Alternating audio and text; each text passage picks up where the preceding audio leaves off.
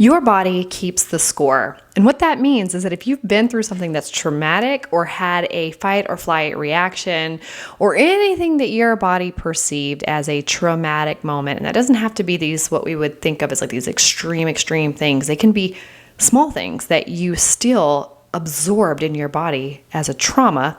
Your body will keep that score even when your mind has moved on. And so that's what I want to talk to you about today, and stick around. Gotta stand up straight. Gonna rise like a champion.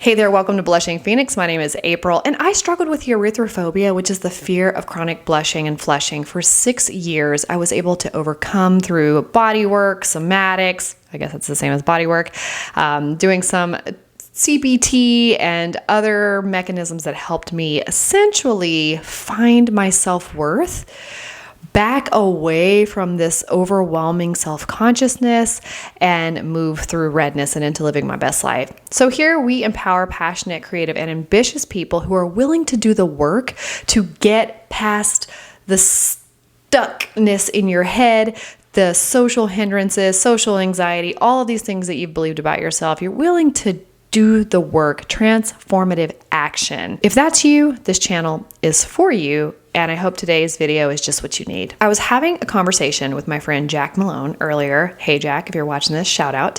I'm really excited for you guys to hear from him in the future. I'm going to be interviewing him in regards to how he overcame erythrophobia, and just such a kind, good-hearted person that wants to share a message of hope with you. So that'll be coming in the near future. But I talked to him today, and one thing that we were talking about is how the body remembers. So even when you have gotten yourself in a headspace to overcome and move past and show up to events and be social, even if you feel like you might turn red, that your body may still have a reaction because it knows it's in an environment that's not safe. So you're kind of living in these two different worlds. And I want to hit on that a little bit today because I was thinking about, for myself, if you've listened to my story and you followed along for a while, you know that I recently went through this huge awakening, conscious shift where I realized that I just was not using my voice. And it was because I didn't feel safe in environments. And when you come from this codependent and people-pleasing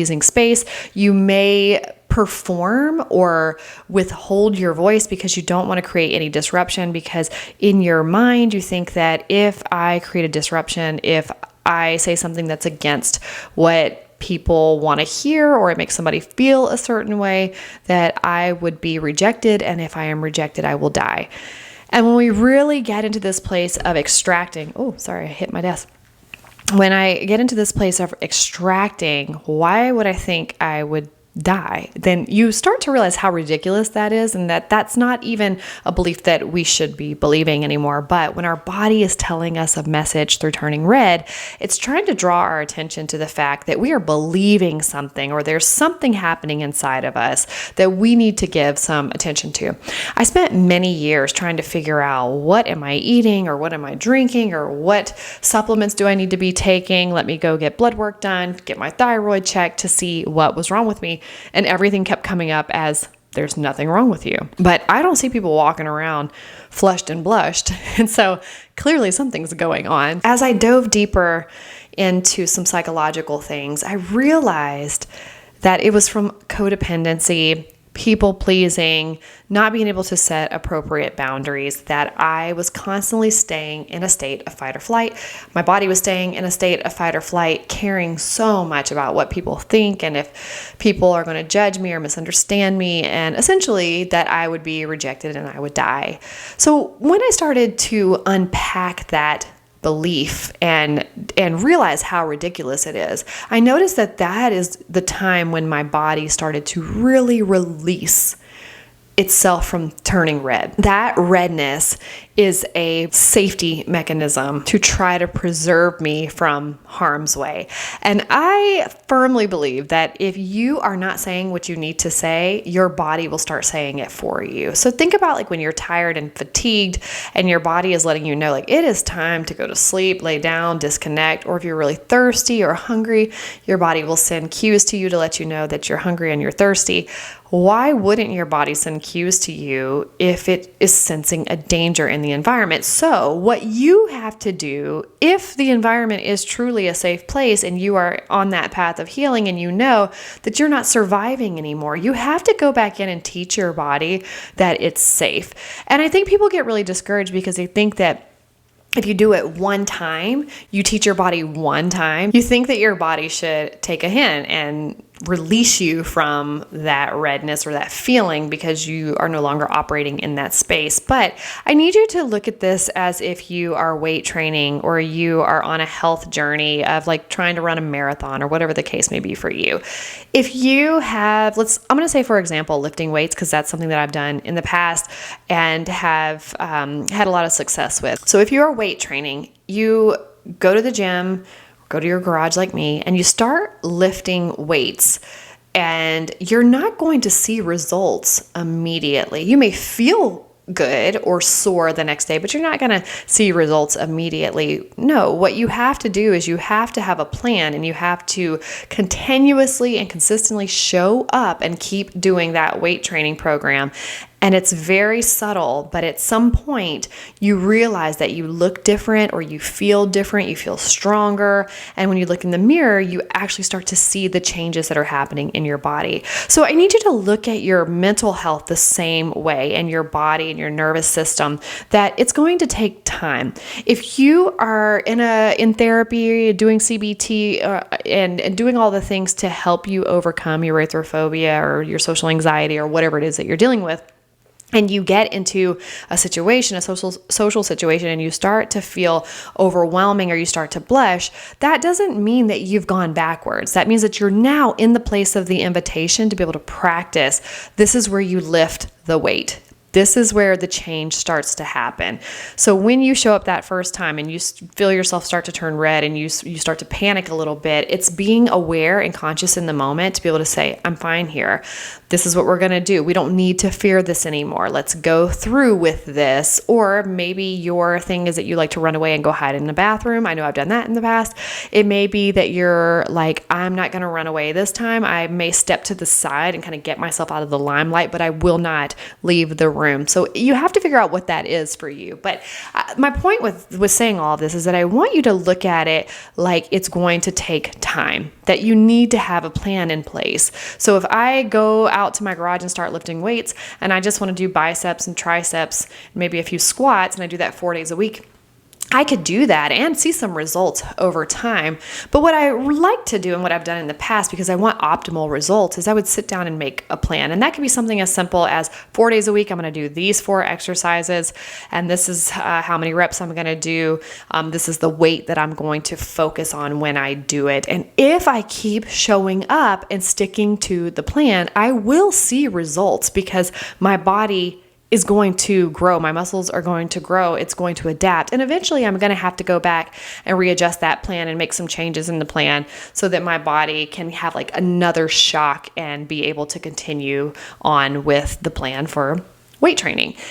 Think of your mental health the same way. If you are in a place of isolation and you feel like that is what's creating safety for you, but you know that that's making you extremely depressed and you need to get out and be around people, well, you're going to have to do something, a transformative action to get yourself out of that headspace and into living the life that you want again. So you're going to have to show up. And so you may be able to reach out to a couple of friends, get a couple of coffee dates on your calendar, and then show up to them. And when you do that consistently, you will start to feel yourself elevate out of that headspace because you're doing the action. These subtle changes will start to snowball into big changes for you. That is the message I want to share today. I just wanted you to know that it takes time. Wherever you are on the path, stop trying to rush the process. You're exactly where you need to be, and you are going to get exactly where you need to go. Nothing's going to be stolen from you. You just have to keep showing up with whatever that looks like for you. You know the next move, you know the next step. You got to stay consistent even when you don't feel like it. That's what will be detrimental to you, is the feeling of I don't feel like it. You got to be able to override that thing, and your why has to be big enough that it makes you push past the feeling and into the transformative action. When you are making changes in your life, it is going to take time. Sometimes it feels like things happened all of a sudden because you've been on the journey for quite some time and you're waiting for like this one puzzle piece, and it can feel like you're getting nowhere, and then all of a sudden things just change. Have you had that happen before? Because I know I have. So when you are in this place of moving past whatever your social hindrance is, whether that's social anxiety, blushing, flushing, and perfectionism, self-consciousness, then you got to start showing up first. You got to have a plan, and then you start showing up and doing that plan every day or whenever you said you were going to do it. And you have to stay true to yourself first by actually showing up. You said you would do it, and you owe it to yourself to do it. It's going to be hard, but you've done hard things so many times. So why would this be any different than anything else that you've overcome? Stop making it such a big deal in your head. It is your beliefs. Ask yourself what you're believing about it and how is that serving you, and then get into action. It's going to be okay. You are going to overcome this. And I can say that confidently to you because I have overcome it as well. Speaking of overcoming, my friend, Dr. Julie, you may have seen her on Instagram, Ask Dr. Julie. She's also been on the Blushing Phoenix channel in an interview. We're actually going to have a chat here in the near future and do an updated interview with Dr. Julie. But she has worked her tail off to create a course for those who are suffering with rosacea, anything that turned your skin in that flushing red, from rosacea to erythrophobia. And she herself has dealt with chronic flushing in the past, and her story is incredible about what triggered that for her and how she kept showing up and putting herself in these exposure situations so that she could move past the redness and keep living the life that she wanted to live. I highly recommend you check that out. I have the link in the description box below. It just released today. It's a huge moment for this community to get their hands on something from a psychologist who is fantastic. I trust Dr. Julie, and I know she's not trying to just capitalize on a community that is struggling and desperate and wants a way out. Her heart is really there to help people. So definitely check out her course. Also, excuse the tears. What you didn't just see was me have a full-blown coughing attack. Remember, recovering from COVID. If you are looking to understand just the fundamental basics of erythrophobia, maybe this is your first time hearing about you, there's an actual name for the fear of turning red. I have an ebook for you. You can check it out at the link below. It's something I put together to just educate you on the fundamental basics of erythrophobia. Consider it a 101 on what you are dealing with, because sometimes in order to start to move through something that we're struggling with, we need to understand it just a little bit more. So that's why I put that book together, just to educate you in regards to what erythrophobia is. And it also has some practical tips, tricks, tools, and all of those things to be able to help you start the journey of moving through erythrophobia. Thank you for being here. Be sure to like this video if it was helpful and subscribe, and I'll see you in my next one. And until then, you better rise and thrive. Rise up, rise up, rise up. When you've had enough, when the crowd gets rough, gotta stand up straight. Gonna rise like a champion. When your cloud goes dark, when you lose your heart, gotta stand up straight. Gonna rise like a champion. You teach your body one time that it's safe, that it should take a... You guys, this brain fog is real.